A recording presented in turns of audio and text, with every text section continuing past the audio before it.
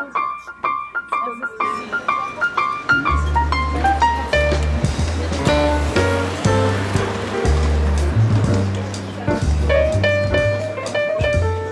lui offrir ça qui était pas là.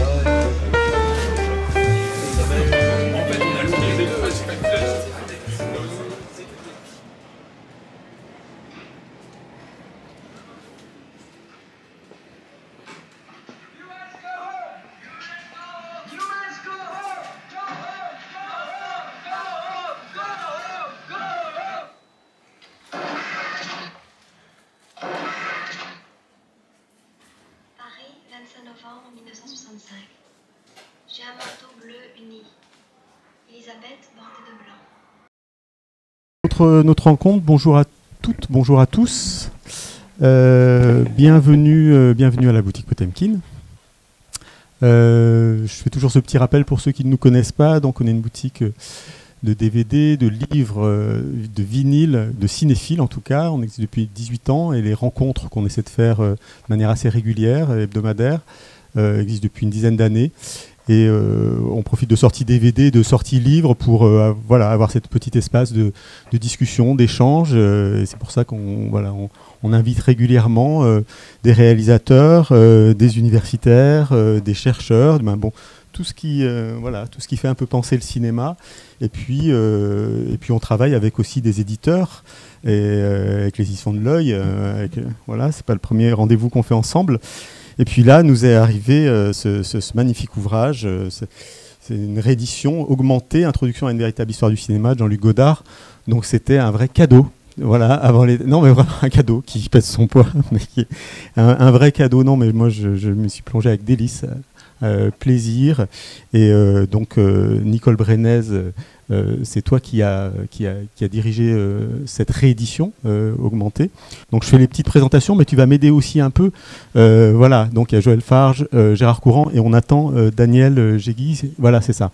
Donc je vais te donner un micro parce qu'on enregistre quand même à avoir une trace sonore. Ça enregistre, ne t'inquiète pas.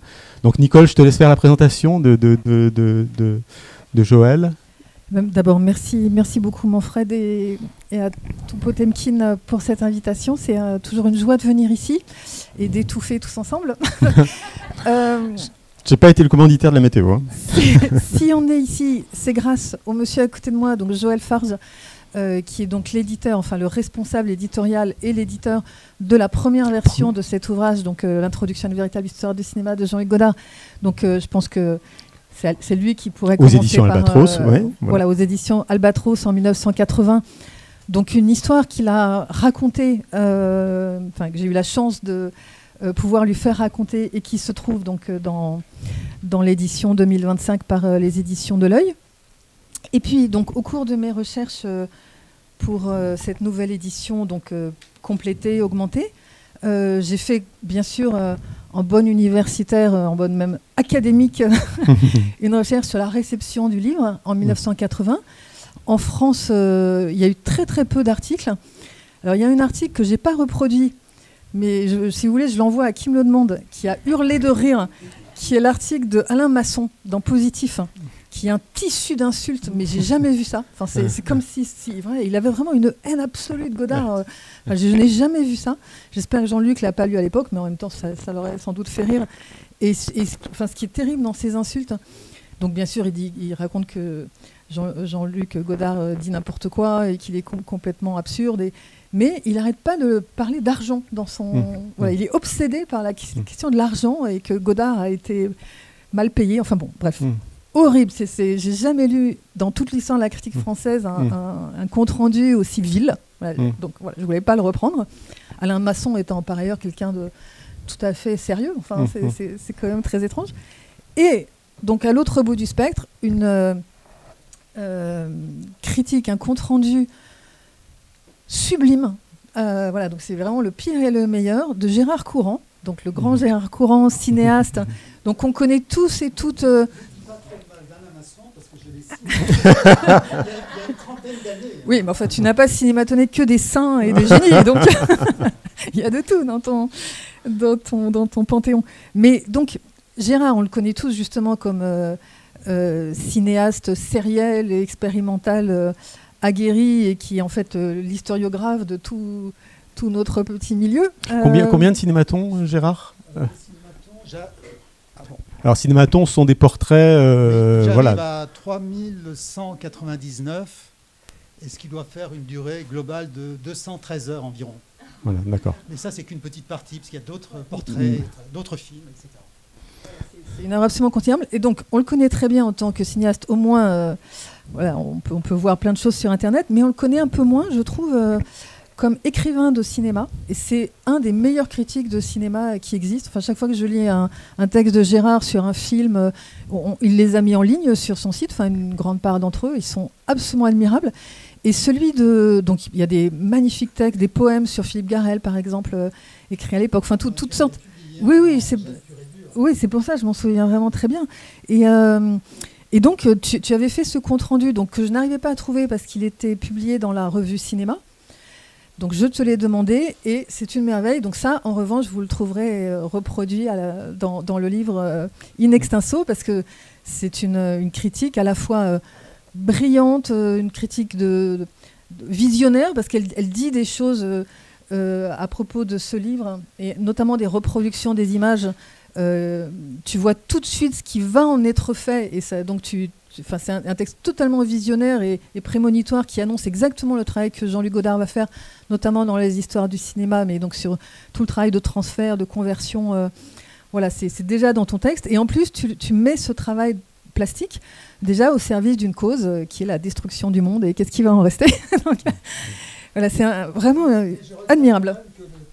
Non, mais je regrette que le texte d'Alain Masson ne soit pas sélectionné. Non, mais sincèrement, parce qu'il est représentatif de beaucoup de critiques de cinéma de l'époque, alors notamment de positifs, et pas seulement, qui démolissaient Godard, mais vraiment à la mitrailleuse, quoi. Et donc, ce texte-là, dont tu reproduis quand même des extraits, est très significatif des anti-godardiens. Justement, moi, je me souviens très bien d'une phrase d'un personnage dans un film de Philippe Garrel qui parle de l'amant de sa femme et son père. Donc Maurice Garrel lui dit... Ah non, c'est son père qui lui dit « Mais pourquoi tu ne le mets pas dans ton film ?» Et il répond « Mon film n'est pas une poubelle. » Donc voilà, moi je garde ce principe-là, c'est-à-dire... voilà, autant le négatif, on l'écarte, quoi. Enfin, bon. Et puis si vous avez envie de le lire pour rire, je vous l'envoie. Mais c'est pas à l'honneur de Masson d'avoir fait ça. En revanche, ce que permet ce dont permet de se rappeler les quelques lignes que j'ai mises en note quelque part, c'est à quel point effectivement Godard a été insulté tout au long de sa vie. Lui qui ne cherchait qu'à créer du beau, enfin à injecter un peu de beauté, d'intelligence dans le monde. Et pour ça, il s'est fait insulter toute sa vie, quel que soit le style, quelle que soit la proposition, quelle que soit l'esthétique. Et comment il a résisté, ça le rend encore plus extraordinaire, je trouve. Alors Nicole, juste pour que tout le monde soit à peu près d'accord sur ce dont on parle, est-ce que peut-être on pourrait donner la parole à Joël et qu'il nous raconte cette histoire de cette rencontre de Jean-Luc Godard avec Serge Lozic, ses conférences à Montréal, toute la genèse en fait de ces entretiens. Et après votre rencontre, comment Godard est venu vers vous et voilà, qu'on ait un tableau commun.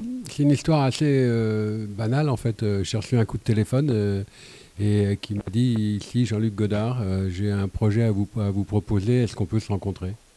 Donc j'ai dit bon bah oui, pourquoi pas quoi. Et donc j'y suis allé et il m'a proposé de faire ce travail de retranscription il était des petites cassettes comme ça, etc. De faire ce travail de retranscription. Et donc moi, le premier travail que j'ai fait, c'était de retranscrire en disant je vais faire un essai, etc. etc. Donc j'ai retranscrit en faisant un peu, non pas de réécrire, pas du tout, mais de faire un tout petit peu moins oral. Et il m'a dit non, il faut que ce soit tous les mots, les E, les si, les là, etc., les trucs, il faut que ce soit d'une oralité extraordinaire. Enfin, à la lettre, quoi. Donc du coup, j'ai engagé quelqu'un pour le faire, parce que je ne me sentais pas capable de pas, je sais pas, tout d'un coup, il disait hop, je faisais au plus simple, pour que ce soit lisible, autrement dit. Et il voulait pas, il voulait un texte comme ça, très brut, etc., ce qui était un choix qui était tout à fait respectable et que j'ai respecté à la lettre. Et puis on s'est embarqué là-dedans. Je me suis rendu compte que c'était une affaire assez compliquée, assez difficile, assez périlleuse, parce que je savais que j'allais me faire détester par tout le monde. Parce que du côté des cahiers, il leur en avait pas parlé. Donc un jour, j'ai rencontré Narboni qui avait appris, et Bonitzer qui avait appris que je faisais ça. Et puis d'un autre côté, j'ai vu Michel Simon qui aussi m'a demandé pourquoi je publiais ces équilibrations. Et donc c'était un peu difficile. Mais après, le travail, ça a été un travail de transcription. C'était un travail d'écoute de ce qu'il voulait faire. C'était un travail de... Mais j'ai eu l'impression qu'il voulait être publié chez nous. On avait une maison d'édition assez petite, hein, qui n'avait pas la réputation ni des cahiers, ni positifs, loin de là. Et j'ai eu l'impression qu'il voulait être avec nous. Alors il y avait deux raisons. Il y avait une raison qui était que je travaillais pas mal avec Chantal Akerman et puis avec Marguerite Duras. Et ça l'intéressait beaucoup. Il voulait rencontrer Chantal, je lui ai fait rencontrer, ça a donné d'ailleurs un entretien, c'était un peu plus tard, mais ça s'est fait comme ça. Et puis ensuite, il voulait rencontrer Marguerite Duras, qu'il connaissait déjà. Et ça s'est fait aussi, rapidement. Puis il m'a proposé d'autres livres à ce moment-là. Donc ce qui s'est passé, c'est que le bouquin, on a fait une première maquette, qu'il a refusé parce que c'était pas assez encore.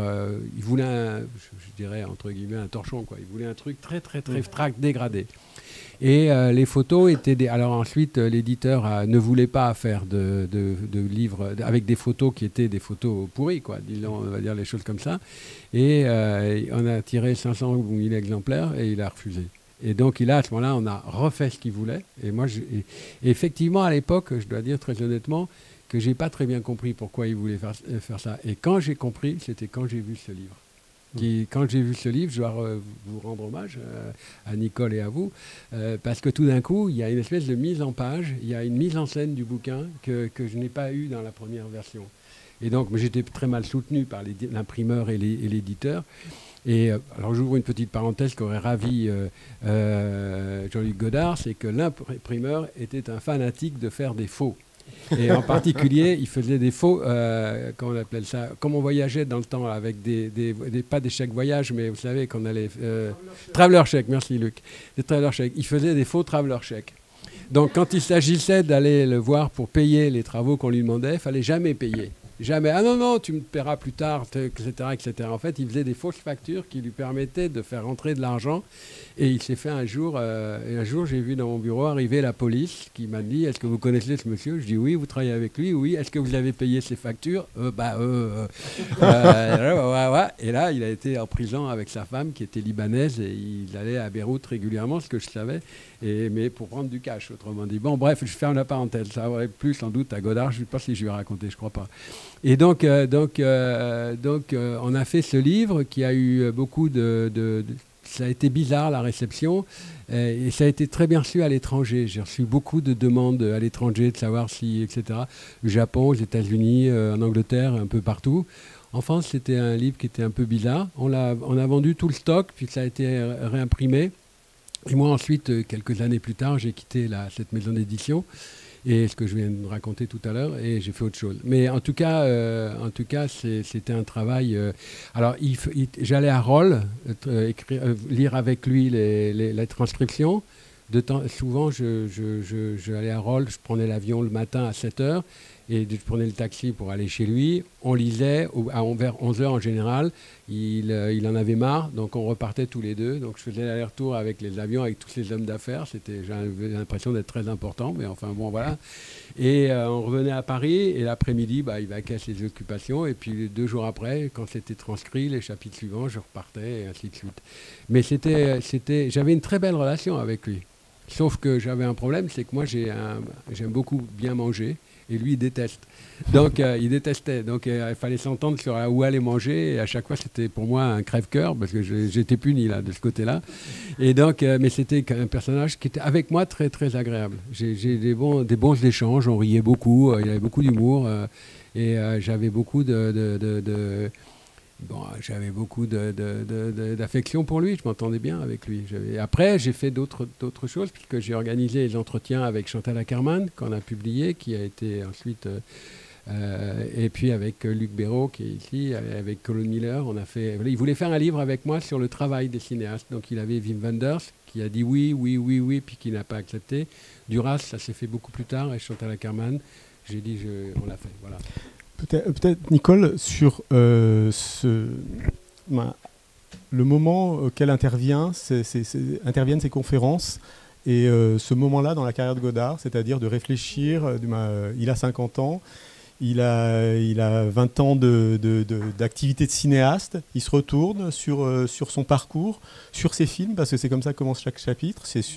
Parce que, rappelez-nous peut-être comment s'organisaient ces conférences, c'est-à-dire qu'il y avait la projection de ces films et d'extraits d'autres films, c'est ça.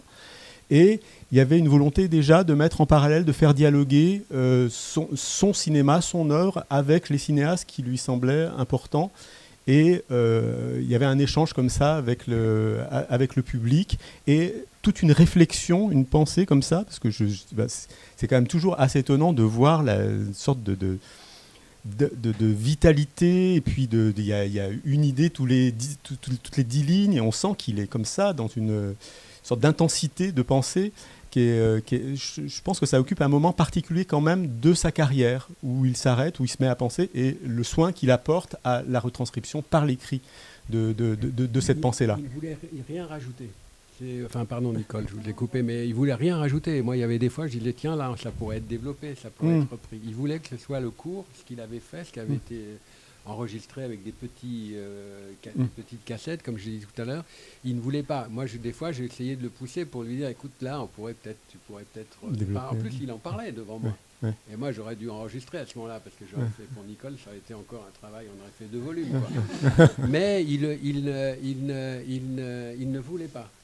Il se tenait à l'oral. À l'oral, mais totalement. Mais parce que c'est une pensée orale aussi, c'est une pensée qui se déplie de manière orale. Peut-être, Nicole, recontextualiser ces conférences-là, ces allers-retours et peut-être cette progression.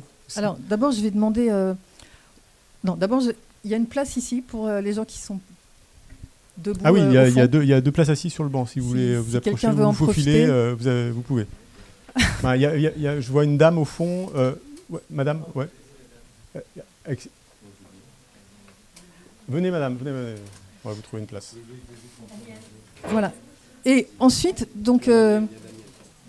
bonjour Daniel. Daniel, il y a un tabouret. Un tabouret pour vous. Donc le temps que Daniel Jegui nous rejoigne, je voulais vous demander à toutes et tous qui a lu la version Albatros. Parce que enfin, la vieille. La première, on va dire. La première version de 1980. Est-ce que vous pouvez lever le doigt qui l'a lu?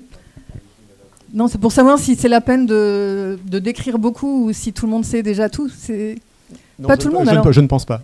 Pas tout le monde, d'accord. Donc en effet, c'est donc l'introduction d'une véritable histoire du cinéma. C'est donc 1980.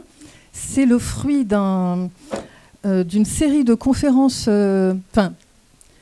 Conférence, c'est déjà trop dire, parce que quand on dit conférence, ça veut dire que l'orateur a préparé un discours, il le livre, et puis après, éventuellement, il discute. Mais c'est pas du tout ça. En fait, c'est le fruit d'un dispositif que Jean-Luc Godard a inventé, et qui est... Une coproduction. Voilà, qui est explicitement, en fait, le germe des futures histoires du cinéma. C'est-à-dire, alors ça l'intéresse d'aller à Montréal parce qu'il prend la succession de Henri Langlois qui faisait lui des conférences sur l'histoire du cinéma et qui venait de disparaître, donc il prend la suite. Et ce qui l'intéresse chez Serge Lozic, donc qui est le fondateur et directeur du conservatoire de l'art cinématographique à Montréal, c'est 2 choses. C'est à la fois que chez lui il y a une sorte de stock de films. Et que du coup, à cette époque où il n'y a pas de VHS, il n'y a pas du tout cette facilité d'accès aux films que donc, les générations suivantes ont pu avoir, il va pouvoir comme ça piocher dans un fond qui fantasme en partie et revoir des films ou des bouts de films qu'il aurait envie de revoir pour commencer à réfléchir à son histoire du cinéma et de la télévision. Et la deuxième chose qui l'intéresse chez Serge Lozic, c'est l'argent. Parce que, voilà, il est payé pour ça. Et il est payé pas tellement conférence par conférence, mais plutôt plus globalement pour préparer ce qui serait un film, ou en tout cas ce qui pourrait être un film à l'époque. Donc, Il va à Montréal régulièrement pendant 2 ans, donc 77-78. Montréal, donc quand je dis Montréal, c'est l'Université Concordia, filme en vidéo ses interventions. Et lui, Jean-Luc, on le voit sur les images, et Joël vient de le rappeler, lui, il enregistre avec son magnétophone. Et donc, à Joël, il confie les enregistrements audio de 78. Alors, ce corpus a fait l'objet du travail que Joël a en partie décrit, mais aussi donc le travail de retranscription, d'échange, de coupe aussi. Mais il y a aussi un travail de structuration qui est tout à fait essentiel parce que les histoires du cinéma vont être structurées de la même façon. Donc, je parle de la fresque, évidemment, filmique. C'est-à-dire penser 2 épisodes par 2 épisodes et penser à partir d'un corpus de films. Donc 7 voyages voilà. déclinés en 2... Voilà, donc il appelle ça 7 voyages. Donc c'est à la fois des voyages matériels concrets en avion, aller-retour, et des voyages dans l'histoire des images. Qui sont inaugurés à chaque fois par la projection d'un de ses films à lui. Qui est mis en regard avec un corpus qui est quand même réduit, qui va de 1 à 5 films à peu près. Voilà, exactement. Et alors, si vous lisez, ce que moi j'avais jamais fait avant de la rétrospective, si on lit les conférences, la version augmentée en tout cas du début à la fin, dans l'ordre, une des choses qui se construit au fur et à mesure, c'est le comparatisme en fait. C'est-à-dire qu'au début, on est effectivement sur un système un peu mécanique. Donc je montre un de mes films, et je montre quelques films par lesquels le mien a été inspiré ou qui s'inscrit dans une même veine, dans un même registre, ou qui traitent des mêmes questions. Et puis après, ça se complexifie. Il y a plus de films, plus différents, sur un spectre formel plus large, et ça devient de plus en plus passionnant en fait. Voilà, donc il apprend à jongler en fait avec les bobines. Il apprend à jongler aussi avec les films qui sont pas là, comme on fait tous en cours par exemple. Voilà, et c'est très très intéressant parce que là on le voit expérimenter très concrètement la convocation des extraits dans ce qui va être après la virtuosité absolue des histoires du cinéma. Oui, et puis aussi, je le trouve dans le dévoilement, dans le regard qu'il a sur son œuvre, avec des films qui lui paraissent assez loin de ce qu'il est. Je trouve que c'est vraiment des moments rétrospectifs et bilan par rapport à son travail, ce qu'il a voulu faire, là où il en est, et comment ça l'aide à penser l'histoire aussi, son histoire dans le cinéma. Oui, mais alors, moi, c'est un peu l'inverse qui me frappe, c'est-à-dire... au début, ça commence comme ça, mais parce qu'en fait, il ne sait pas exactement sur quel matériau concrètement il va pouvoir compter. Donc quelque chose de sûr, ce sont ses films, ses copies de films, et puis moins sûr ceux des autres auteurs. Et petit à petit, il va se délester de cet ancrage dans son œuvre à lui. Et à la fin, en tout cas dans les histoires du cinéma, c'est plus du tout la question. Mais ça a disparu, oui, tout à fait. Donc c'est là pour des raisons, je dirais, strictement contingentes, matérielles, et parce que, je dis ça aussi parce que il y a eu un compte-rendu très récent dans les cahiers du cinéma de ce mois-ci par Jean-Marie Samoki, qui est un connaisseur.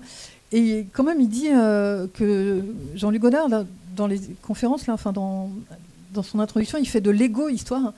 Et je trouve ça pas juste du tout. Voilà, c'est un terme que je trouve... on peut discuter longtemps, mais justement, une chose qu'il fait sans arrêt, c'est montrer à quel point...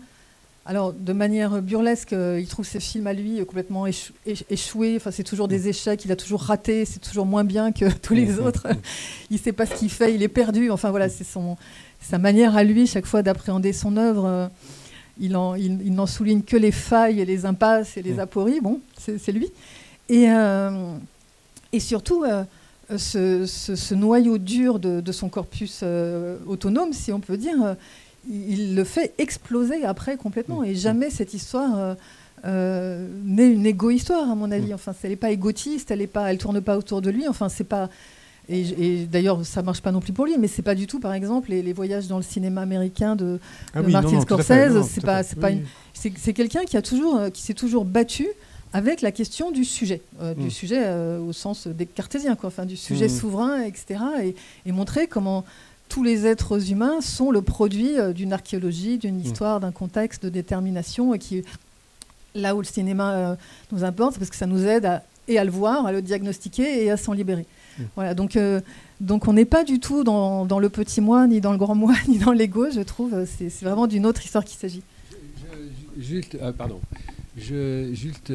beaucoup parlé avec lui du problème de l'auditoire, parce qu'il avait un souci de transmettre. Il avait une idée chez lui de transmettre. Moi, j'étais très jeune, oui, j'étais jeune par rapport à lui, bien sûr, et puis dans ce travail. Et donc, je sentais qu'il n'arrêtait pas de me parler de transmettre. Il y avait cette transmission. Et il était, d'une certaine manière, assez blessé. Parce qu'en fait, ses cours à Montréal ne marchaient pas bien. Ses auditoires venaient voir ses films, mais pas tout le temps. Il lui-même ne les revoyait pas avec les étudiants, ce qui est toujours un peu compliqué, je peux le comprendre, mais il ne voyait pas les films avec les étudiants. Il devait les voir avant qu'il arrive, ou je ne sais pas très bien comment ça s'organisait. Mais il me disait, finalement, ils sont rentrés à 15 et quand je suis revenu à la sortie, ils n'étaient plus que 2. Quoi. Il faisait des choses comme ça, il me disait des choses comme ça. Donc il était à la fois je crois qu'il était vis-à-vis de ça. C'est pour ça qu'Ego, ça ne va pas, parce qu'en fait, il a fait un travail vers les autres. Vraiment, ça a un peu échoué, je pense, d'une certaine manière par rapport à ce qu'il imaginait. Et il ne revoyait pas vraiment les films, lui, avec les étudiants. Donc, ce qui le mettait aussi en porte-à-faux, quoi. Et il avait effectivement, ce que tu viens de dire, un regard sur ces films qui était vraiment extrêmement caustique. Moi, j'étais éberlué quand il me disait non, mais attends, c'est ce que tu me dis, c'est pas bien du tout. Il aimait pas si je disais qu'il y a telle séquence qui m'avait tellement intéressé, etc. Il aimait pas ça du tout. Il y a des gens qui se délectent, on leur dit ton film est admirable, je pourrais pas citer des noms, mais enfin, en tout cas, ah bon, oui, tu penses ça, et puis oui, bah, c'est pas mal. Alors, non, mais c'est plus que pas mal, c'est beaucoup mieux. Enfin, etc. Vous avez des cinéastes comme ça. Lui, c'était le contraire, quoi. Il aimait pas. C'était quelqu'un qui était comme ça. Alors ensuite, le travail qui a été fait de structuration dont on a parlé, il a été fait par lui. Moi, j'ai un peu amélioré des trucs comme ça, mais vraiment presque rien. C'était vraiment pensé par lui dès le début. Hein. C'est vraiment, je pense que le bouquin initial, et celui-là aussi, bien sûr, respecte de façon très, très, très fidèle l'objet qu'il voulait avoir. Et surtout cette nouvelle version, d'ailleurs. Alors, puisqu'on parle du corpus, peut-être on peut parler de Daniel Jegui qui est arrivé, puisque Daniel... J'ai pris la mauvaise direction de la rue Lancry. Donc Daniel est cinéaste, franco-suisse, si on peut dire, oui. comme Jean-Luc. Et donc, c'est la seule cinéaste femme choisie dans le corpus des films travaillés par les conférences. Et donc, dans ce livre, il y a un scoop incroyable que m'a révélé Daniel à l'occasion de notre entretien. Donc, le film étant La fille de Prague avec un sac très lourd, voilà, qui est un très beau film, pas assez montré à mon avis. Mais donc, est-ce que tu peux nous parler, Daniel, de ta rencontre avec Jean-Luc et puis de ce livre ? Oui, j'ai rencontré Jean-Luc à l'occasion de réunions qui devaient faire un film sur les luttes de mai 68 et sur le modèle un peu d'un film qui s'est fait, lui, loin du Vietnam. Donc on se réunissait chez Kermitz, rue Jacob à l'époque, et il y avait des grandes discussions et moi j'avais toute la fougue de la jeunesse et du féminisme aussi renaissant, où je pensais avoir raison sur un certain nombre de points. Donc je lui ai écrit une lettre en disant « mais là, je ne suis pas d'accord avec vous sur ci, sur ça, etc. » Et il m'a répondu et s'est noué une relation entre nous qui s'est approfondie et qui a duré quelques mois, voilà. Ce qui est intéressant, c'est que Daniel était, pour La fille de Prague, si je ne me trompe pas, était produit par François Barra, qui était mon binôme dans la publication de ce bouquin. Donc on avait un réseau. Il y avait aussi, dans le féminisme de l'époque, il y avait Xavier Gauthier, sa revue Sorcière. On était toute une petite bande à faire un travail qui aujourd'hui résonne finalement. Et effectivement, on était un peu finalement, comment dire, on était en réseau, mais vraiment très très connectés. Donc c'était intéressant pour nous de savoir que tu travaillais avec lui et qu'il y avait un écho. On savait tout ça, oui, bien sûr. Mais j'étais pas avertie de la projection du film. Je savais pas du tout. C'était une surprise à la sortie du livre, en fait. Ah oui, oui, oui. Et donc, alors, comment il a trouvé une copie au Canada du film qu'on ne peut pas voir à Paris? Alors, comment c'est possible? Je ne sais pas, peut-être il s'est adressé à François Barra, je ne sais pas. Non, parce que c'était Lozic qui fournissait les copies. Mais il s'est bien débrouillé. Et les mystères de la distribution. Si, je crois qu'il passait à un festival à Montréal. Et c'est comme ça qu'ils ont récupéré la copie. Ils ont volé une copie, Non, pas volé, sûrement pas. Mais... Je crois que Lozic, il volait les copies qui avaient été volées avant par Henri Langlois. Donc, tu vois, c'est une longue histoire. Donc, Daniel, quand le livre est sorti, qu'est-ce que tu as pensé du coup? Parce qu'on n'a aucun retour des autres cinéastes concernés, évidemment, sur la façon dont Jean-Luc Godard a traité ou a utilisé ou a fait rayonner leur film. Moi, j'étais très contente et très flattée qu'ils me mettent dans ce choix, je dois dire. Et donc, j'étais étonnée de la manière dont il abordait le film, mais j'étais très contente. Oui, mais pour lui, je pense que c'était un film important, mais à cause de toi, évidemment, de votre relation, qui était terminée. Hein, oui, mais ça dit quelque chose aussi sur sa fidélité, si on peut dire, qui est une fidélité esthétique à un propos. Et donc, je crois que ton film l'importait, alors parce que c'était le film d'une jeune femme, et tout au long des conférences, donc celle de 77 inédite et celle de 78, il revient sans arrêt sur la possibilité que les femmes fassent des films, prennent la parole, fassent des reportages, enfin prennent le pouvoir d'une façon ou d'une autre. Enfin, il en fait état absolument tout le temps. Et là où il est très touchant, enfin, quand on est une femme et qu'on lit ça, c'est que nous, on aurait toujours fait mieux que les hommes.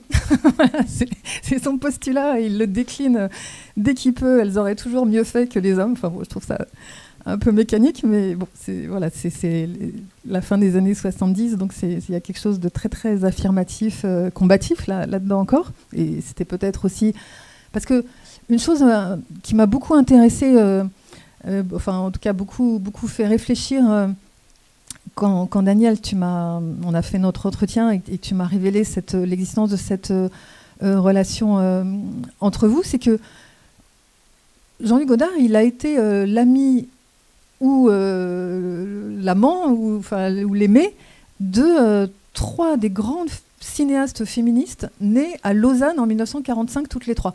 C'est-à-dire toi, Anne-Marie Miéville, qui a fait un magnifique chef-d'œuvre féministe qui s'intitule Papa comme maman, et Carole Roussopoulos, donc, qui était une camarade à lui, avec qui il a fait des choses, beaucoup, enfin, qui n'ont pas été créatives, au sens où ils n'ont rien co-créé, mais ils ont correspondu, ils ont discuté de beaucoup de choses.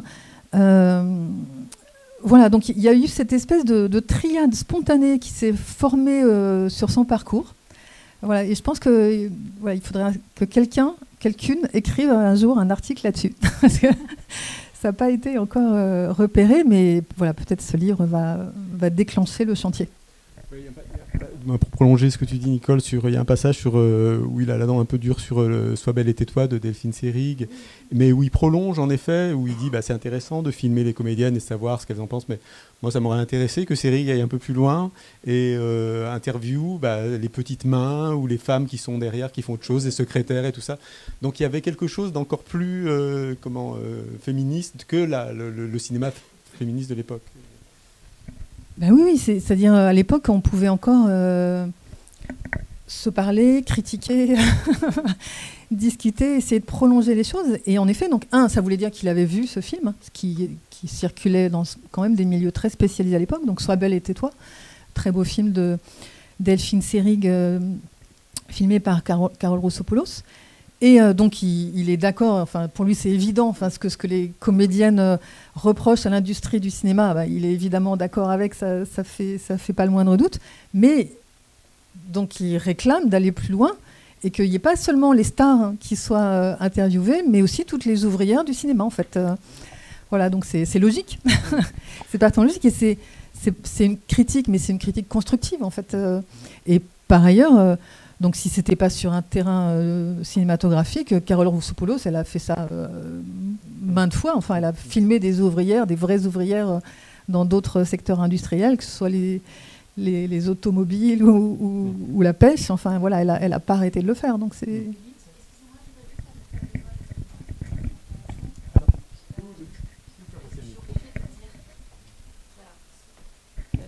Je suis Axel Repère. Là, je viens de terminer la correspondance de Truffaut avec des cinéastes, voilà, qui est absolument passionnante et que je vous encourage à lire. Et il est question à un moment donné d'une espèce d'agression verbale quand même de Jean-Luc Godard envers une femme cinéaste. Malheureusement, j'ai oublié son nom. J'aimerais bien me souvenir de son nom. Une agression verbale d'une vulgarité où elle se fait traiter de salope. Voilà, donc je veux bien croire que Godard ait été très intéressé par le cinéma expérimental féminin. Je ne pense pas tout à fait qu'on puisse promouvoir Godard comme le héros du cinéma fait par des femmes dans les années 70. Je regrette d'avoir pas le nom en tête, mais vraiment le passage est ordurier et il est inacceptable, vraiment inacceptable. Mais c'est qui écrit ça? C'est Truffaut? Non, je crois que c'est Truffaut qui raconte ça dans une lettre, ou quelqu'un d'autre, un correspondant de Truffaut. Et c'est vraiment, cette femme est une salope, et elle a fait un film de salope. Voilà, et c'est... Il ne faut pas oublier quand même le puritanisme extrême de Godard. Hein. C'est Yannick Bellon. Voilà, exactement. Sur l'amour violé, sur le viol. Parce qu'il lui reprochait de faire jouir le spectateur d'une scène de viol.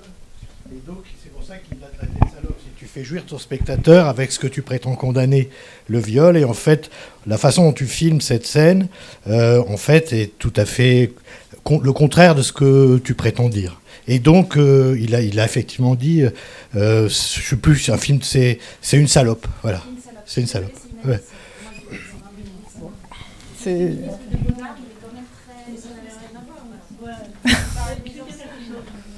Alors, je voudrais juste vous répondre, parce qu'il se trouve qu'en sortant de l'IDEC, j'ai travaillé sur Pierrot le Fou.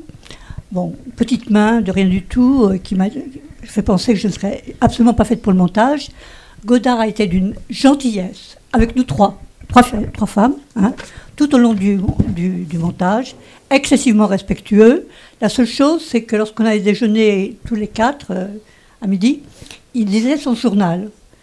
Et de temps en temps, on retrouvait des choses qu'on avait dites, qu'il a rajoutées au montage, etc. Et moi, j'avais beau avoir 25 ans, je me suis dit, tout Godard qu'il est, quand on déjeune et on se parle. Et donc, j'ai dit à la chef monteuse, qui était adorable, Françoise Collin, excuse-moi, demain, je vous laisse et je vais manger mon sandwich sur les Champs-Élysées. Tu m'excuseras près de Godard, mais... Oui, mais il faisait ça tout le temps avec tout le monde. Voilà, exactement. Non, mais exactement. D'autres retours. Sa vie, il a fait, oui. Mais très... Une exquise gentillesse, parce qu'il a tellement mauvaise réputation avec les équipes techniques. Est-ce que vous pourriez nous parler un peu du titre et nous qu'est-ce que c'est l'idée d'une véritable histoire du cinéma et pourquoi c'est seulement une introduction?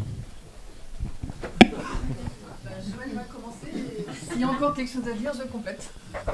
En fait, pour lui, c'était vraiment une introduction à un travail qu'il voulait faire et qui n'était pas fait à ce moment-là. Donc il était question de retourner à Montréal pour faire une deuxième partie l'année suivante. C'est là, je suis intervenu entre les deux, quoi, si vous voulez. En fait, il n'est pas reparti, il n'y est pas retourné, ça ne s'est pas fait. Bon, le prétexte qu'il m'a indiqué, c'était que logique, il aurait fait un chèque en bois et qu'en définitive, enfin, peut-être qu'il faudrait que j'explique aux jeunes ce que c'est qu'un chèque en bois. Mais voilà, c'est ce qu'il m'a dit. Donc ils se sont arrêtés, ils se sont fâchés et ça s'est arrêté là. Et ensuite, plus tard, il a repris cette idée-là et il a fait une histoire du cinéma. Donc pour lui, c'était vraiment une introduction. C'était comme une sorte de prologue, de mise en route, de mise en bouche, enfin on pourrait dire ça comme ça, de ce qu'il voulait faire, de son vrai projet. Et c'est pour ça que ça s'appelle Introduction.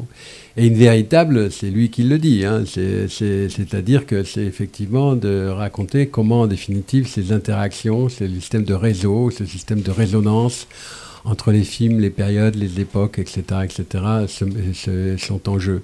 Et voilà, donc l'introduction, c'est bien une introduction, effectivement. Alors, véritable, il fait bien sûr jouer cet adjectif sur plusieurs registres. Donc elle est véritable parce qu'elle se fait dans son propre matériau, c'est-à-dire en images et en son. Et tout son effort, toute sa réflexion, c'est de libérer les images des mots, en fait, même si après, évidemment, les images dévorent les mots à plein de titres, à plein d'égards. Mais voilà, l'idée, c'est de partir vraiment de la pellicule à l'époque, et puis ensuite des transferts de cette pellicule, des conversions à l'infini que donc la discipline des images mobiles s'est donnée à exercer. Donc véritable en ce sens vraiment matériologique, hein, c'est vraiment de ça qu'il s'agit. Et puis véritable aussi, donc c'est une des propositions des conférences, parce que ce dont il s'agit, c'est de créer une histoire à partir des rapports entre les images. C'est-à-dire en se délivrant des cadres habituels de l'historiographie, donc qui sont par exemple la nation, le genre, la monographie, enfin voilà, des cadres ou des cadrages qui ne viennent pas du cinéma lui-même, dont le cinéma hérite ou qu'il réinvestit, mais donc de penser le cinéma à partir de certains rapports entre certaines images, entre elles, et certaines images et certains sons. Hein, donc c'est le deuxième grand sens de véritable, c'est cet ancrage dans une question qui est celle du montage, en fait, mais d'un montage qui n'est pas fait dans les films, qui est fait à partir des films. Et c'est surtout ça, je crois, qui, pendant ces 2 années, l'a excité, en fait. C'est-à-dire, c'est ça qu'il a approfondi, qu'il a appris vraiment. Enfin, c'est ça qu'on le voit apprendre, en tout cas, au fur et à mesure des conférences et des dialogues. Alors, tous ces dialogues, tous ces échanges avec l'auditoire, ils sont très divers, c'est-à-dire ça ne parle pas que de cinéma ni d'histoire du cinéma. Ça, c'est le projet d'origine. Mais parce que les gens à Montréal, les spectateurs, les spectatrices, ils viennent avec plein de questions complètement différentes et on le fait parler de tout. Enfin, du Vietnam, des automobiles, de quelqu'un lui demande qu'est-ce que c'est qu'un être humain. Enfin voilà, des choses très très très différentes. Et lui, donc, il répond à tout avec parfois beaucoup d'à-propos, parfois en dérivant complètement, mais toujours de façon inventive. Et donc, on s'en aperçoit grâce à Joël, et puis bien sûr en reportant après le texte aux conférences enregistrées, il garde le désordre instauré par les questions des spectateurs qui n'ont aucun ordre, bien entendu, aucun ordre logique. Voilà, donc il y a quelque chose d'un permanent jump cut, en fait, et l'ensemble de l'histoire du cinéma, je pense qu'il a appris à ce qu'elle tienne compte de l'ensemble de ces questions, et donc qu'elle rayonne au-delà d'elle-même, si on peut dire, voilà, qu'elle soit essentiellement une histoire des rapports entre le cinéma et l'histoire collective, entre le cinéma et le monde, et pas seulement entre les films eux-mêmes. Oui, ce qui m'étonne le plus, en fait, c'est souvent des questions qui n'ont pas un grand intérêt, et ce qu'il arrive à faire au niveau de la réponse est absolument invraisemblable. C'est-à-dire qu'on lui pose une question sans intérêt, quelquefois, et il donne une réponse passionnante. Non, mais c'est pas évident de pouvoir avoir une sorte de répartie comme ça, quand vous êtes face à un public, quand on vous pose une question qui est complètement très vague, qui n'est pas très intéressante, et d'arriver quand même à sortir quelque chose de 2 ou 3 mots qui sont dans la phrase de la question, et il en fait quelque chose, c'est du grand art, quoi. Ça m'impressionne beaucoup. Je partage absolument ce que tu dis, Gérard. C'est ça qui m'étonnait toujours quand j'étais avec lui, c'était qu'il faisait du Godard, mais du Godard toujours très très perspicace. Et il y a des artistes comme ça, ils ne sont pas très nombreux, qui parlent comme ils écrivent ou qui parlent comme ils filment, ou qui parlent ou qui filment comme ils parlent. Et lui, il fait partie de ça, c'est vraiment ça. Il n'y a pas beaucoup d'artistes, en particulier dans le cinéma, qui ont cette capacité-là. Antonioni était quelqu'un qui était absolument charmant, intelligent, etc. Mais on avait des discussions très intéressantes, mais très construites. Et puis finalement, on pouvait... à lui, à chaque fois, c'était quand même c'était percutant. Duras, c'était comme ça aussi. C'est les deux personnages que je connais, enfin les deux artistes ou cinéastes que j'ai pu connaître qui pouvaient parler comme ils écrivaient. Ou même des fois, on avait l'impression qu'ils nous faisaient le livre en oral. C'est très curieux. Mais lui était effectivement très... c'était une intelligence bouillonnante comme ça. Mais ça on le voit dans tous les interviews. Hein, dans tous les interviews. Et moi, j'ai un souvenir de lui très particulier. J'étais très jeune et j'habitais à la campagne. Et donc, le cinéma, pour moi, c'était un truc très lointain, enfin, une espèce de vision presque, je sais pas, comme si j'étais sur Mars, quoi, etc. Et j'ai vu Godard avec Marguerite Duras parler d'une tasse de café. Et c'était en direct et ils parlaient tous les deux du café dans la tasse. Et ça m'avait complètement scotché. Je devais avoir 15 ans, 16 ans, peut-être même pas, je ne sais plus. Et en tout cas, ça m'avait complètement frappé comment on pouvait parler d'une tasse de café dans un bar avec autant de passion et puis d'intelligence et de me montrer que dans la tasse de café, il y avait le monde entier, quoi. Et ça, c'était... Oui. Enfin, voilà, c'était très... Mais vous parlez... Godard admirait beaucoup Marguerite Duras. Et il aurait voulu qu'elle participe physiquement à Sauve qui peut la vie, donc, qui était tournée en 79, donc c'est un peu dans la continuité de ces conférences, entre guillemets. Et en fait, bon, elle est dans le film, mais elle a donné que sa voix. Et Godard, bon, au départ, il voulait qu'elle soit présente dans le film, et elle avait accepté, puis elle a changé d'avis en cours de route, mais vraiment, il était assez impressionné. C'était une des rares personnes qui a impressionné Godard. Dans disons, des contemporains de Godard. Je ne parle pas des anciens, les maîtres, les Renoir, etc. Non, mais quand on parle et de Duras et de Godard, on les entend aussi. On entend leur voix. Il y a un rapport à l'oralité comme ça. Quand on lit Duras, on entend sa voix. Et quand on lit aussi ses conférences, on entend la voix, la scansion, le rythme. Et pour rebondir par rapport à ce que vous disiez, Joël, sur une question un peu sans intérêt, il y a aussi une anecdote où il demande à son opérateur de lui écrire un dialogue. L'opérateur lui dit non, mais ça va être complètement con. Moi, ça m'intéresse, même si c'est très con. Moi, j'arriverai à faire quelque chose de moins con que toi. Donc ça me fera une sorte d'étalon comme ça. Ça me permettra de démarrer mon film et ça sera déjà quelque chose, quoi. Et c'est vrai, il y a vraiment quelque chose comme ça, comme c'est transformé en or. Bon, voilà, une sorte de... Mais il pouvait être aussi très vexant. Bah, j'imagine aussi. Des fois, je l'ai vu faire des choses où c'était très vexant pour la personne qui écoutait, parce qu'il était d'une espèce d'intelligence comme ça, et il envoyait balader quelqu'un. Je ne sais pas si c'était tellement par méchanceté.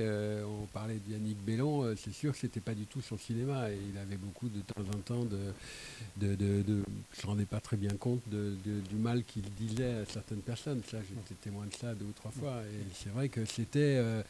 mais bon, il avait cette intelligence vraiment très extraordinaire, quoi. Ça, c'est vrai. Mais sur cette question du dialogue, parce que c'est de ça qu'il s'agit fondamentalement dans... Alors vous avez supprimé les questions. Alors toutes les questions, alors préciser au niveau formel aussi, au niveau de la retranscription, toutes les questions de l'auditoire apparaissent en note. Non, c'est pas ça en fait.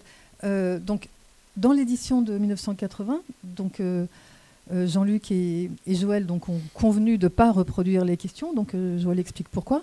Notamment parce que pour la plupart d'entre elles, on ne les entend pas parce qu'à Montréal, ils n'avaient pas mis de micro dans la salle. En fait, donc certaines sont inaudibles. Donc certaines sont complètement inaudibles. Et moi, donc, ce que j'ai fait, c'est que...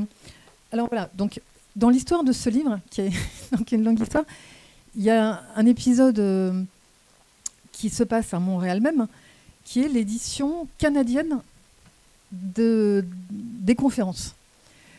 Alors, qu'est-ce qu'ils ont fait? Ils ont donc récupéré les enregistrements des conférences de 78, donc le même corpus que l'édition Albatros 80, et ils les ont retranscrits verbatim.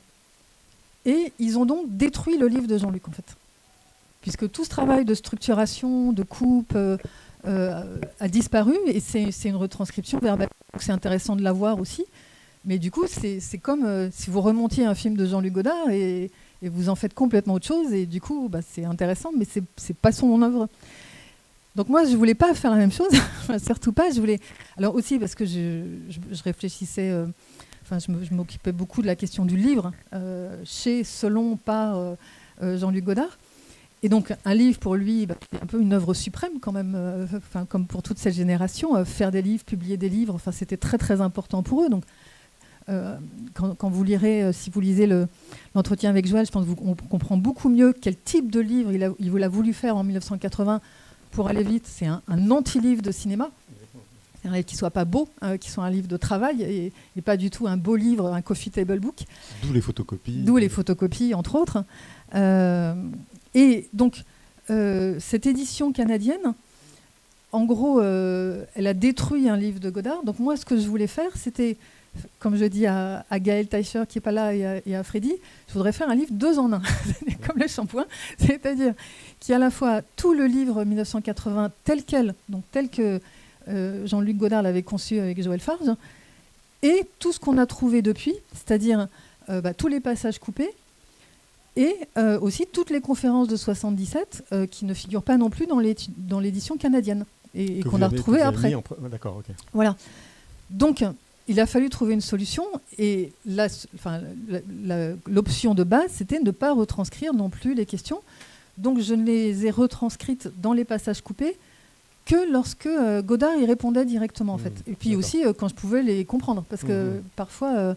pour l'instant, on ne peut pas les comprendre. Peut-être avec des machines plus perfectionnées, on pourra reconstituer des syllabes, des voyelles, mais souvent, on les entend pas. Voilà, donc c'était ça. Et donc, voilà, en fait, il faut avoir les 2 livres. Le livre anglais, verbatim, sauf que pour l'instant, il n'y a que les conférences de 78, et puis la version édition de l'œil, voilà, la version 2 en 1. Puis il faut que Gaumont réédite les histoires du cinéma aussi. Oui. C'est pas mal. Des questions, des retours ou des... N'hésitez pas. Anecdotes, témoignages. Oui. Contradiction, oui. C'est une anecdote par rapport à ce que tu disais tout à l'heure sur le dialogue avec le chef opérateur. Charles Beach, qui était l'assistant de Godard, quand ils ont tourné 2 ou 3... Non, Made in USA, a dit à un moment donné que si les gens de l'équipe voulaient être payés, il fallait qu'ils écrivent sur un quart de page l'histoire qu'ils étaient en train de tourner. Oui, parce que tu as vu le film, tu dis ça.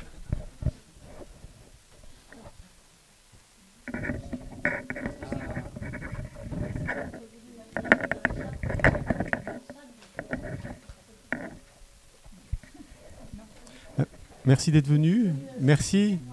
Non, pas de souci. Merci Daniel, merci. Au revoir.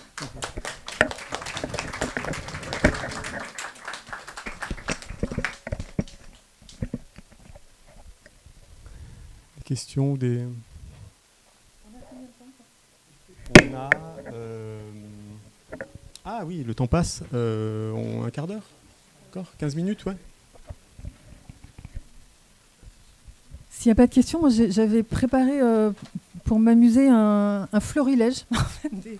Mais allez-y. Des punchlines de Jean-Luc Godard dans les histoires, enfin dans la véritable introduction. Bon, je ne vais pas tout vous lire parce qu'il y en a vraiment des pages et des pages.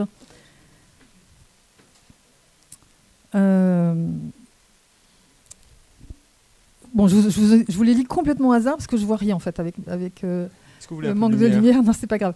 Donc, par exemple, on lui demande « Est-ce que vous êtes un penseur marxiste ?»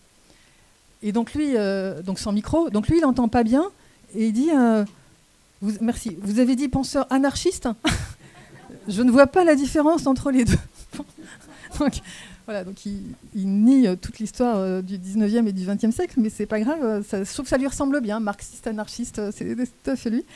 Et il répond donc dans ce développement.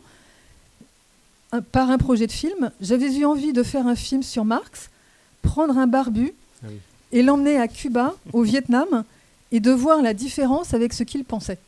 Oui, le désastre que ça... Ce film nous manque. Voilà, ça aurait été assez formidable. Ou bien, par exemple, il dit, donc c'est dans les conférences de 77, on devrait faire ses premiers films vers 12-13 ans, ou 15-16 ans, comme on écrit ses premiers poèmes ou ses premiers romans. Le cinéma a toujours été fait par des vieux. C'est bizarre de commencer à s'exprimer à l'âge adulte. Voilà. Non, mais c'est Qui est vrai à l'époque. Hein. Maintenant, Mais c'est maintenant, c'est plus vrai. Parce que tous les gamins de 12 ou 13 ans font des films maintenant. Voilà, c'est prémonitoire. Mais c'est intéressant aussi ce qu'il dit sur France Tour des Tours. Il en parle un tout petit peu. France Tour des Tours, 2 enfants, où il interviewe une jeune fille, un jeune homme. Et il dit, mais moi j'aurais aimé, moi j'ai pas d'enfant, et j'aurais aimé que mon opérateur me dise, donc il posait à ses enfants des questions philosophiques ou des questions, je sais pas, tu mesures 1m40, la distance avec l'école c'est 400 mètres, combien de hauteur faut-il pour aller à l'école, des questions que Godard peut poser comme ça. Et donc il dit à son opérateur, mais moi j'aurais aimé que tu me dises, bah non, c'est pas ces questions-là qu'on pose à des enfants, ça les intéresse pas et tout ça, et toi tu me dis rien, tu filmes, tu fais ton boulot. Il y avait quelque chose quand même où je sais pas si c'est la réalité, mais où il aurait aimé être interpellé, bousculé, voilà. Il a exigé ça, enfin, et en tout cas, il a réclamé ça très très souvent des gens avec qui il travaillait. Voilà, c'est-à-dire, c'est ça, ouais. dites-moi quelque chose, Ouais. proposez-moi quelque chose, tout le temps. Ouais, C'était Cendrillon. Et en même temps, il développe, je trouve, une des très belles idées de cinéma qui le caractérise, c'est-à-dire au cours d'un des échanges, il explique à l'auditoire qu'ils doivent considérer que lui est leur retour. C'est-à-dire, c'est pas lui le démiurge et eux qui réagissent. Lui, il se positionne, si on peut dire, il se pose en tant que leur retour. Voilà, il est donc le retour de leur aller. C'est-à-dire, voilà, il se met en position de reflet, et pas de source. Voilà, je trouve ça vraiment très beau, très juste, et ça explique beaucoup de choses de cette importance des dialogues, que ce soit vraiment des interviews, des questionnaires, des films entièrement construits sur des dialogues avec, comme 6x2 ou France Tour des Tours. Enfin, voilà, la question du dialogue, c'est une des grandes formes qu'il a travaillé tout au long de sa vie, donc entre les gens, entre les images, les sons, etc., etc. Alors, autre chose, par exemple, qu'on peut trouver dans les conférences, qui je trouve, nous parle beaucoup aujourd'hui, il a prévu les algorithmes. Donc, il dit Saturday Evening avec John Travolta, il ne se rappelle plus du titre, a eu du succès parce qu'après avoir vu La Guerre des Étoiles, les ovnis, etc., ils ont mis ça sur un ordinateur, et puis l'ordinateur a dit « Tiens, vous devriez vous adresser aux simples gens », et puis ils font le film comme ça. Incroyable. On est le 14 avril 1978. Voilà. Voilà. Il parle aussi de ce qu'on n'appelait pas encore à l'époque l'obsolescence programmée, enfin plein de choses comme ça. Voilà. Le cinéma, il y a toujours une liberté possible. C'est plus des forains ou des tziganes. Et puis, alors ça, c'est une vraie clé de son œuvre, de son esthétique, en tout cas, je crois. Il suffit de regarder les autres et de faire ce qui ne se fait pas. Voilà, c'est cette esthétique contradictoire toujours. Ou bien, alors voilà, je ne sais pas si Axel Ruppert est encore là, mais une des choses qu'il dit, c'est ça aurait été plus intéressant à l'époque que ce soit une femme qui fasse un film sur la guerre d'Algérie, donc il parle du petit soldat. Ce sont toujours les hommes qui font les guerres. Oui, et puis il dit aussi sur Coppola, il faudrait plutôt qu'on fasse des films de guerre plutôt qu'on fasse la guerre. Il y a quelque chose comme ça. C'est ça oui, Coppola fait le film après le Vietnam, mais ça aurait été peut-être intéressant qu'il le fasse avant qu'on n'ait pas la guerre, qu'on se contente de voir des films de guerre. Exactement. Et alors, pour rester chez les États-Unis, une des choses qui m'avait fait le plus rire à l'époque, parce que moi j'étais fan de ce livre en fait, en 1980, je l'ai acheté, je l'ai lu et relu dans tous les sens tout le temps. Tu veux dire non, j'étais trop jeune à ce moment-là, mais. Je suis très jeune aussi, j'ai trouvé des articles de toi dans des revues, en cinéma. Non, mais j'ai pas. Si j'ai écrit dessus, c'est que j'ai pris des notes dessus, mais j'ai rien publié dessus. Non. Donc pour finir, il parle donc d'un des grands succès de l'époque qui était Rencontre du troisième type, tu te souviens ? Oui. Et il dit si Spielberg rencontrait un ovni, il ne saurait pas quoi lui dire, alors que moi j'aurais plein de choses à lui dire parce que je suis un ovni moi-même. C'est ça, c'est exactement ça. Ouais.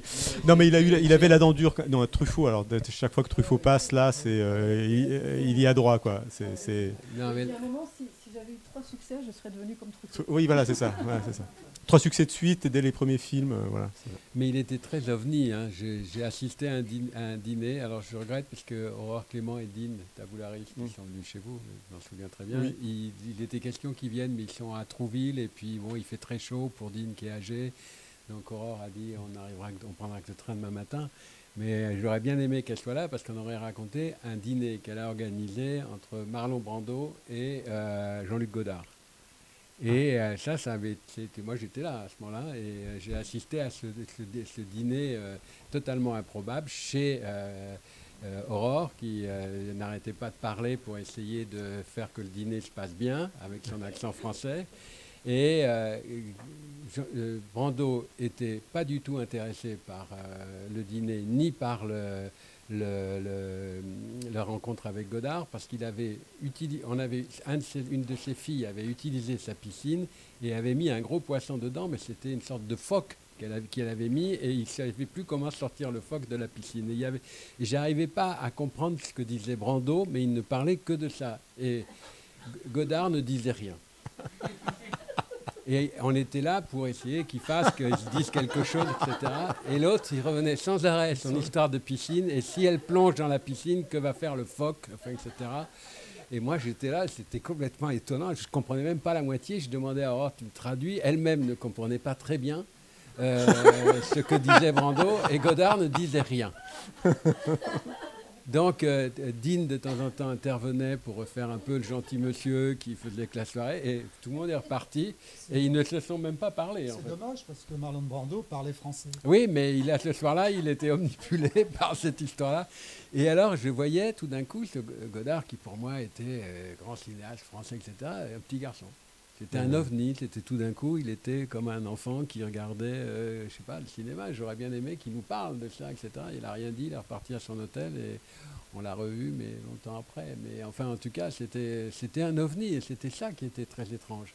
Et alors, il y a un autre personnage qui me fait beaucoup penser à lui, que vous connaissez sans doute pas, mais parce qu'il est dans un autre champ, c'est dans les mathématiques. Il avait un côté mathématicien, il me fait penser beaucoup à Grothendieck, pour ceux qui connaissent les mathématiques, qui était un personnage aussi extrêmement fantasque. Quand on lui disait quelque chose, il répondait à côté, et la réponse qui était à côté était plus vraie et plus intéressante et ouvrait des perspectives que si on avait répondu directement à la question.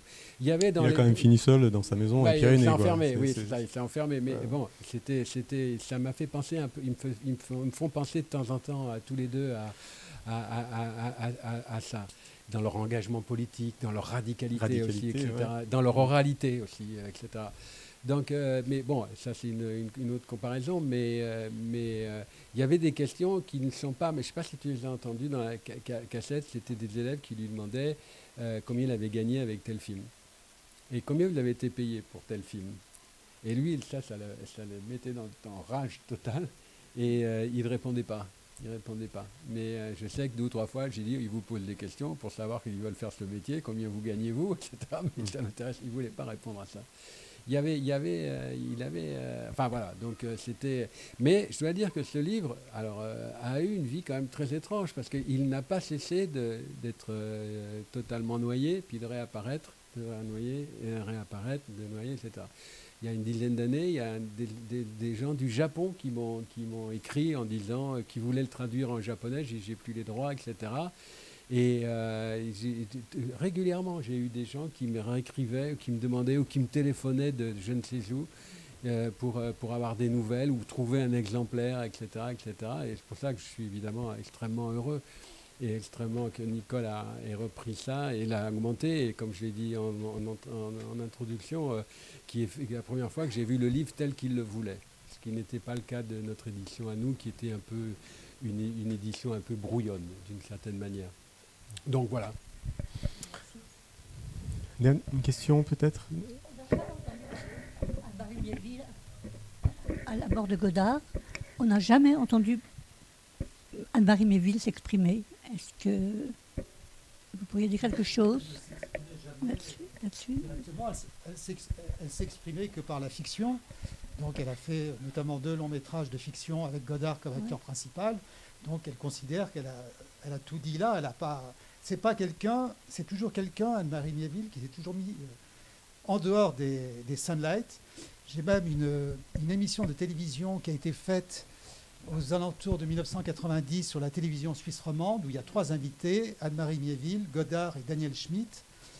Et en fait, au début, Anne-Marie Miéville parle, Mais à chaque fois, Jean-Luc rajoute quelque chose. Et puis à la fin, Anne-Marie, c'est elle-même qui dit à Jean-Luc, non, plutôt toi, parce que là, ça sera beaucoup mieux ce que tu vas dire. Et voilà, il fonctionnait comme ça. C'est-à-dire qu'elle savait que Jean-Luc, c'était quelqu'un qui se mettait devant, donc il prenait les coups. Et elle, voilà, c'était une forme de protection d'une certaine façon. C'est comme ça que je vois les choses. Mais heureusement qu'Axel Robert est parti. Oui. Elle aurait eu beaucoup à dire. On peut avoir une réponse très directe de la famille.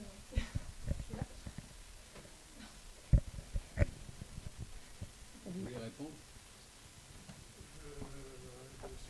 C'est le dernier à avoir vu Anne-Marie Néville dans cette salle. Il va bien.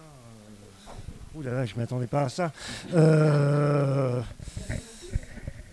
Je connais cette émission dont Gérard Courant parle. Enfin, c'est vrai qu'elle a l'air très en dehors. Enfin, elle est très mal à l'aise dans ce. Oui. Voilà, donc. C'est pas son truc.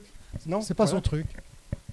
Elle a la chance d'avoir vécu avec Godard, qui lui était capable de se mettre devant et de recevoir tous les coups. Il en a reçu.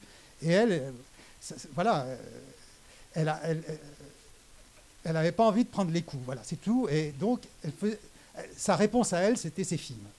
Voilà. Donc, tout à fait. Oui. Parce que, enfin, je finis une chose. Godard est un acteur génial. Enfin, bon, avant tout dans ses films, quand on voit Numéro 2 ou JLG par ILG, donc c'est un très grand acteur qui joue le rôle de Godard. Mais il a joué aussi dans d'autres films. Mais les seuls films où Godard joue vraiment un rôle de composition, ce sont les films d'Anne-Marie Néville, où elle lui demande... Enfin, il y a un scénario, on lui fait jouer un rôle très précis, qui ressemble à une personne qui s'appelle Jean-Luc Godard, mais ce n'est pas vraiment Jean-Luc Godard. Et c'est très ambigu, mais en même temps, il faut voir les deux longs métrages de Anne-Marie Néville pour vraiment comprendre, je pense, leur relation. C'est quoi le film après la séparation et après la réconciliation, pardon, et Mon cher Sylvain. Ok, d'accord. On va être obligé de s'arrêter là. Et on va vous remercier, Nicole, Brenez, Joël Farge et Gérard Courant.